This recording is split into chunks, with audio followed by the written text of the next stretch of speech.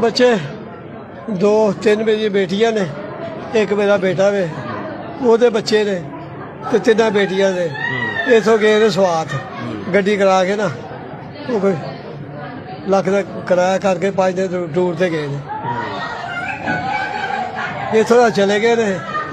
उस तो बाद सुबह तक रात तक कोई नहीं आया। सुबह मैं आप ही फोन किया अपने दमाद, उन्हें मैंने कहा भी अबू जी असी ना जान रान कगार से लेकर स्वात वाले पास इधर आ गए। मैं चलो ठीक है। उस तो बाद फिर मैं थोड़ा फिर मैं रास्ता किया तो मैंने कह लगा अबू जी असी ना स्वात आ गए, तो उत्थे आके असी हुण नाश्ता कर लगे।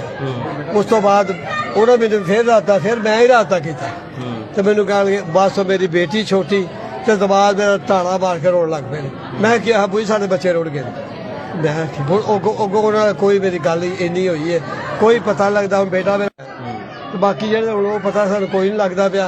साडा रात तक कोई नहीं उत्थे हुंदा पिया, क्योंकि वो जेह्ड़े मेरे दमाद है ना सानूं इन्ना ही पता लगा कि वो दरिया रुड़े ने, लेकिन पता कोई नहीं लगता। बच्चे हैं तस्वीर बनाते पर हूँ अगों समझ नहीं आती कोई जी। बच्चे जेह्ड़े ना वो सारे दे बच्चे तकरीबन मेरी वड्डी पोतरी है सलाम दी बच्ची है, नाल मतलब है कि छोटी 17 साल दी 19 साल दी है, पोतरा जेह्ड़ा को 15-16 साल का।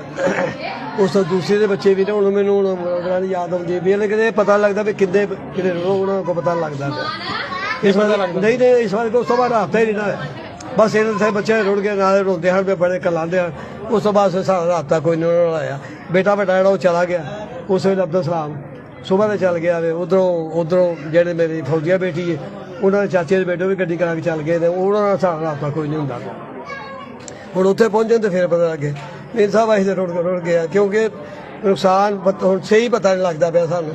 उत्थे रास्ता उन्होंने होवे तो फिर पता लगता, लेकिन बच्चे ही जेह्ड़े ना वो ये दसदे ने पिओ। हुण ये नहीं पता मेरी बहू भी है नाल, हुण सानूं होई कोई नहीं, क्योंकि उन्होंने रास्ता कोई नहीं। वो बेचारे बड़े परेशान ने। अल्लाह सलाम दी बीवी जी, सलाम दी बीवी भी नाल है। ये नहीं पता भी वो बाहर अंदर कोई।